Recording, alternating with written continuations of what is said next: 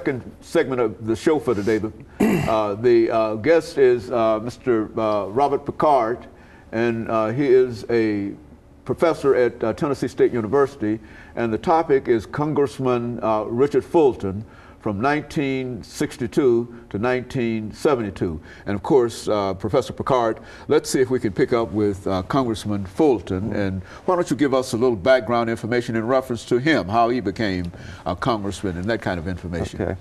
Congressman Fulton was a local boy. He grew up here off Gallatin Road there in East Nashville. And he was a popular kid, classic popular kid. He was president of his senior class in high school at East High School. He was on the football team, very good football player. And this was a time when football, local sports like that, high school sports, was very important. There was no professional sports at the time. And very handsome young man, always, still today, a very handsome man, blessed with good looks. He was very close to his brother, Lyle Fulton, for whom the bridge over here is named, and for whom his son is named. And he and Lyle delivered papers in East Nashville there, and they also worked with George Barrett, who would play an important part in Fulton's career and in the history of Nashville. And after he graduated in 1945, just a few months before the Japanese surrender, and he enlisted in the Navy. On December of that year, he married his high school sweetheart, Jewel Simpson. After a year in the Navy, he was discharged honorably. He turned down a GI Bill to go to take a football scholarship to UT. He did not graduate. He spent a year there and decided to come home. He had a child and probably another one on the way by the time. He had 5 children. And he came back and went into business with his brother Lyle. They had, I think, more than one store, maybe 2, 3 stores in East Nashville. One at first, variety store, you know, kind of like you know, the dollar store or something like that, like we'd have today. And he was also a realtor. And his brother was asked by Governor Frank Clement in 1954 to run for the state senate. Now, at that time, the state senators and state representatives were elected at large in Davidson County. This was before the Baker versus Carr decision. And also, the legislature was really under the thumb of the governor. The governor told them what to do, pretty much. Governor Clement asked Lyle to run. Lyle was 31 years old at the time. He ran. He won the Democratic nomination, which of course meant that he would be elected in this county. And but then unfortunately, he died of cancer. Very tragic, and very tragic for Nashville. John Sigenthaler, whom I interviewed for this and some other research, and who's been to my, as you know, has been to my class several times, told me that, or he described Lyle as Lincoln-esque. So he might have been a great figure. In any case, Governor Clement asked Mr. Fulton to run, and the county court would decide who would fill that seat. And the problem was he was only 27 years old at the time. The Constitution requires it to be 30 to be in the Senate. And according to Fulton, and I haven't followed that directly, but I assume this, because of the circumstances, to be true, Clement told him there are ways of getting around this, and there weren't. He got to the Senate and was not seated, and caused controversy. But anyway, 2 years later, he ran for Congress. Now, the 5th District's congressman from 1940 to 1956 was a former editor at the Tennessean named Jerry Percy Priest, who, for whom, you know, lots of things are named around town here. And he was a very good congressman. He was very much like most Middle Tennessee Democrats. He was a national rather than a regional Democrat, not a Dixiecrat, definitely. In fact, I found a letter from Strom Thurmond in his papers asking him to support the Dixiecrat Party in 1948, which he did not do.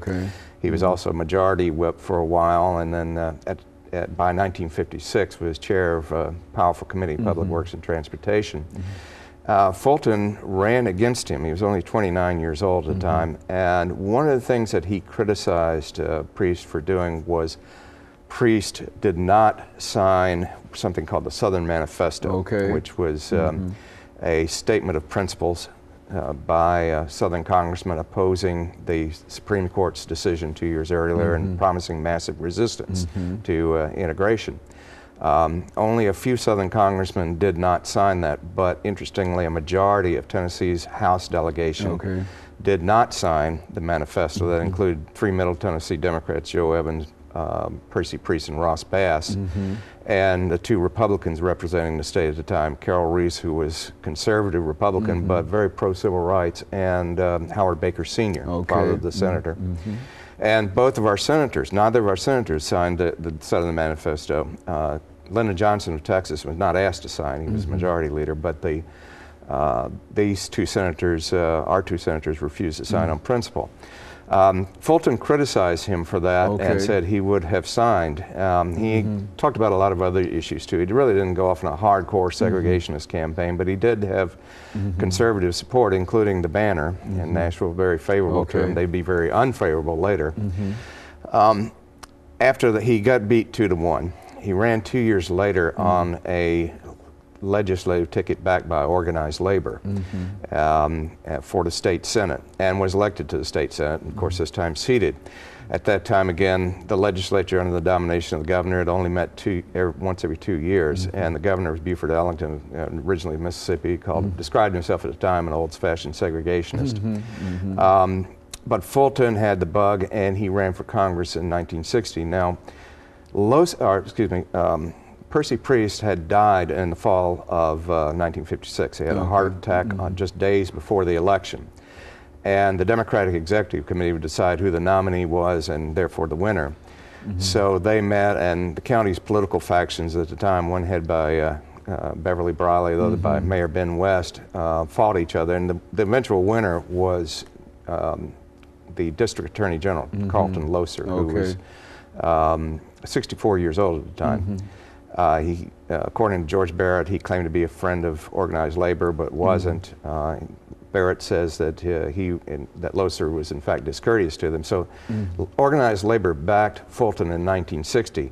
Interestingly, some of the black, there were several black political factions in town at the time, and they united behind Fulton. Now, one person who didn't understand this was Mansfield Douglas, the late Mansfield Douglas, whom I interviewed. One of the great public servants of Davidson County, I think, and he even thought he heard Fulton use the N-word on television once. So he confronted Fulton about this, and Fulton apparently gave him a satisfactory answer. He said, I was worried about I was embarrassed by the violence and opposition to school integration. So he had solid support from the black community after that. Okay, and of course, let us take this second commercial break here, Professor Pickard, and then we'll pick up at that instance. And of course, we'll be back with our audience following this very, very short commercial break.